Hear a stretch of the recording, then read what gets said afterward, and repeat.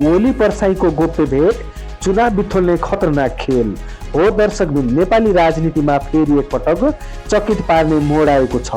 नेकपा एमालेका अध्यक्ष केपी शर्मा ओली र अभियन्ता दुर्गा पर्साई बीच भरतपुरमा गोप्य भेट भएको दाबीले राजनीतिक वृत्त तातेको छ। हिजोसम्म ओलीलाई देशकै सबैभन्दा ठुलो भ्रष्टाचारी भन्दै कम्बोडिया फाइल बोकेर माइती घरमा चर्को नाराबाजी गर्ने दुर्गा पर्साई आज अचानक ओलीको काखमा पुगेका छन्। प्रश्न उठ्छ त किन पुगे त पर्साई?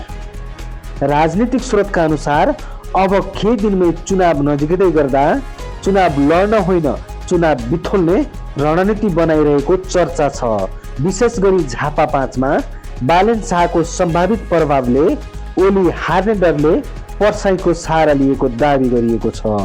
भरतपुरको एक गोप्य कोठामा बसेर चुनाव कसरी अवरुद्ध गर्ने, माहौल कसरी बिगार्ने भन्ने विषयमा गोप्य प्लान बनेको खबर मिडियामा छरफस्ट भइरहेको छ। हिजो एक अर्काका कट्टर दुश्मन, आज स्वार्थका साझेदार।